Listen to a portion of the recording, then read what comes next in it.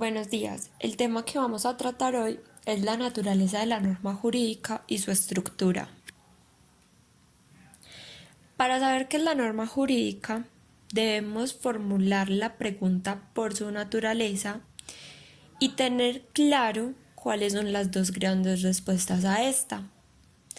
Primero, la doctrina que afirma que el elemento nuclear de toda norma jurídica es un imperativo o un mandato que impone a los destinatarios una determinada conducta de vida. La segunda es la corriente opuesta, es decir, que se caracteriza la norma como juicio o dictámenes regulativos acerca de lo que debe hacerse. Estas dos respuestas nos llevan a analizar unas tesis demasiado importantes para la naturaleza de la norma jurídica, la tesis imperativista y la tesis antiimperativista. La tesis imperativista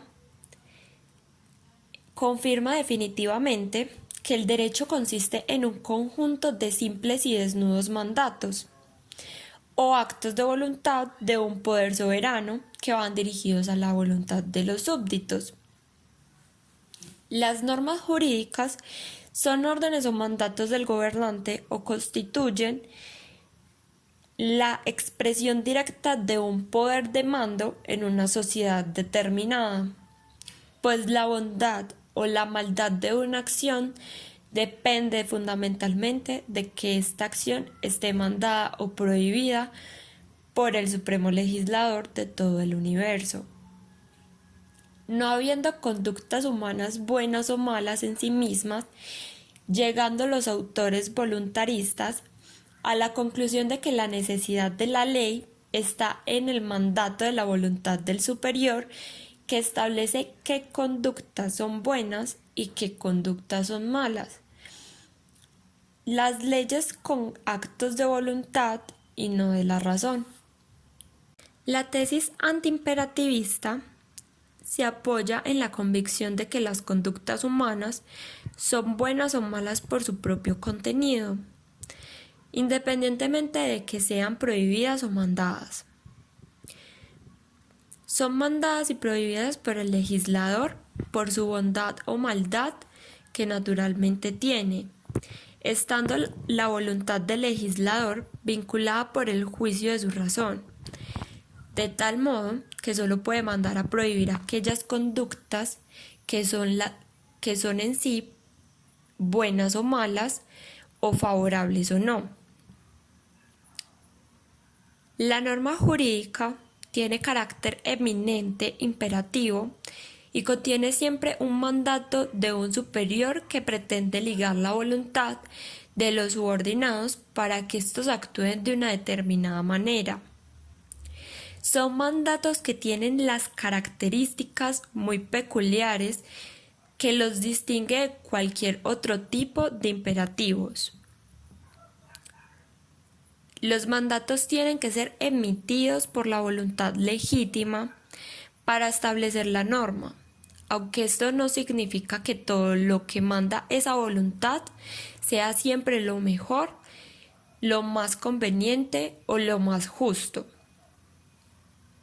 La norma jurídica se caracteriza por convertirse en la regla estable de conductas para todos aquellos a los que están sometidos. En conclusión, la norma jurídica es imperativa, es un mando emanado de la voluntad representativa de la comunidad que presupone un juicio valorativo y que se objeta a las reglas de conductas estables y generales. La naturaleza jurídica del derecho penal, tanto por la discusión de su autonomía o accesoriedad respecto de otras ramas del derecho, como a su pertenencia al derecho público o derecho privado, se centra la discusión en determinar si el derecho penal tiene carácter normativo o sancionador por ser autónomo, o solo carácter sancionador por carecer de la autonomía. La solución más adecuada es entender que es independiente y autónomo en sus efectos, pues dispone de sanciones y medidas propias y relativamente independiente en sus presupuestos, porque el iusponendi del Estado está relacionado y se encuadra en la globalidad del ordenamiento jurídico del Estado. Debiendo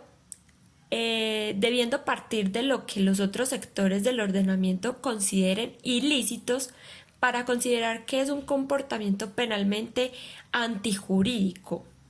Claro ejemplo, el que conduzca a una velocidad superior de 60 kilómetros a la máxima permitida se refiere a la permitida por el Registro General de Circulación, que es un derecho administrativo. Sirve de presupuesto para determinar que el comportamiento es penalmente relevante, es decir, una rama, ya sea familiar, ejecutiva, laboral, familiar, puede acudir al derecho penal.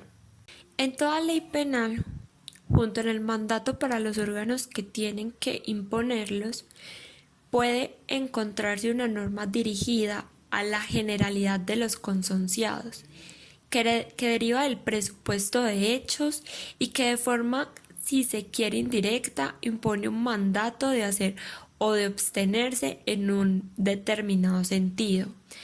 Esta constatación permite distinguir en el contenido de toda norma penal una norma primaria, dirigida a todo el conjunto de consonciados, precisamente organizado, regulado y orientado sus comportamientos, y una norma secundaria, dirigida al aplicador de la ley, para que en el momento de que se produzca el presupuesto contemplado en la misma se imponga la consecuencia que prevé. La norma jurídica penal o norma penal es la regla estatal que sanciona con una pena o una medida de seguridad conductas humanas que atacan gravemente la convivencia. Esta tiene como elementos el delito, la pena y la medida de seguridad. También tiene como función de protección, que se encarga de proteger la convivencia y proteger los bienes jurídicos. Y la función motivadora, que amenaza con una pena la realización de determinados comportamientos considerados por las autoridades de una sociedad como no deseables.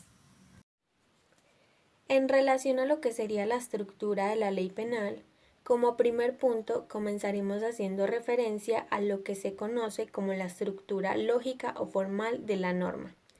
Teniendo en cuenta esta estructura formal, hay que decir que la norma jurídica es una proposición que está formada por dos elementos que son a.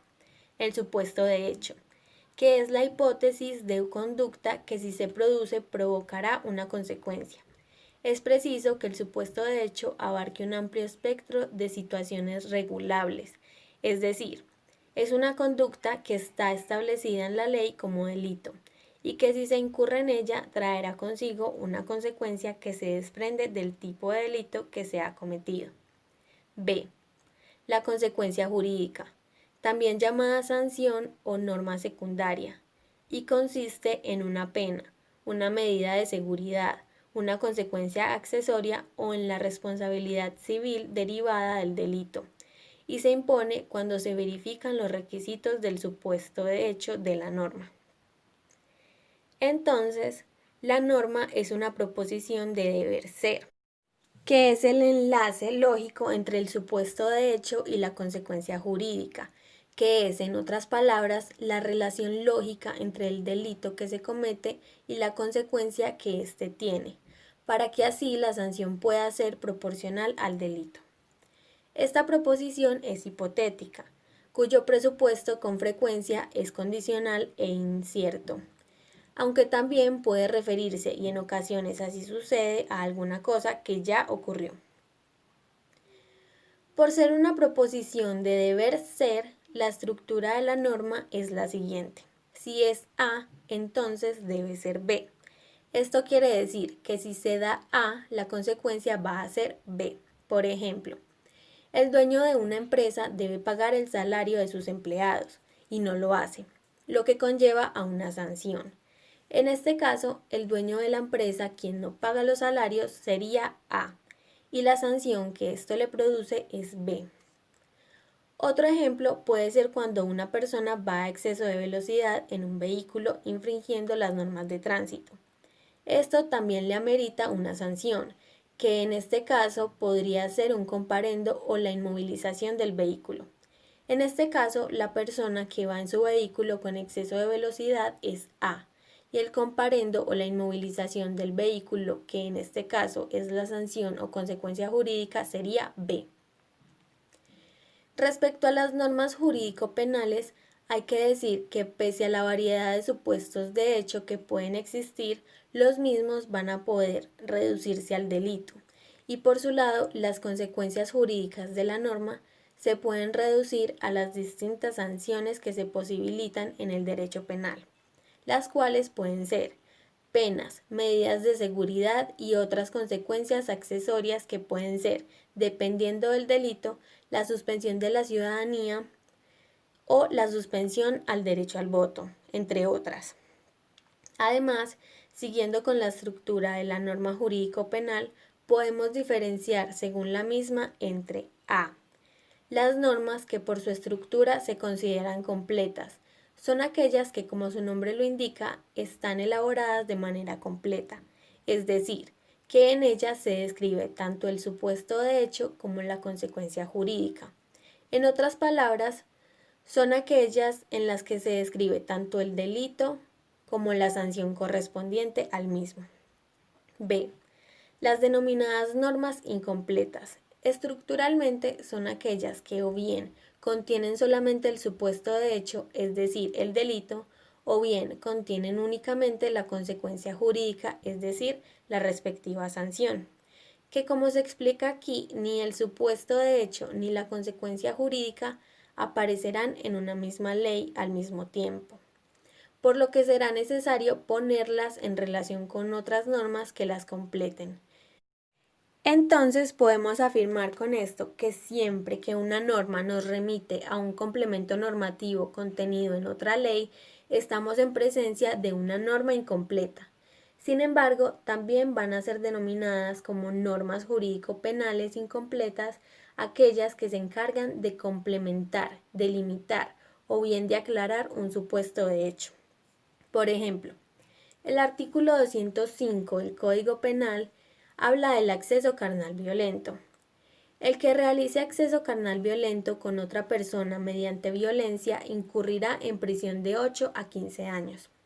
Este artículo solo contiene el presupuesto.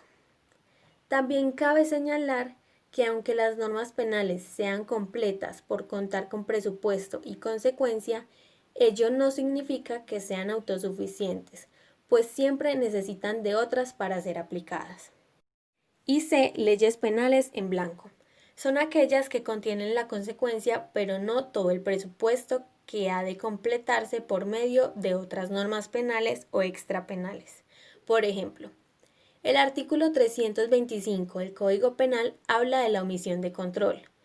El empleado o director de una institución financiera o de corporativas que ejerzan actividades de ahorro y crédito que con el fin de ocultar o encubrir el origen ilícito del dinero omita el cumplimiento de alguno o todos los mecanismos de control establecidos por el ordenamiento jurídico para las transacciones en efectivo, incurrirá por esa sola conducta en prisión de 2 a 6 años y una multa de 100 a 10.000 salarios mínimos legales mensuales vigentes.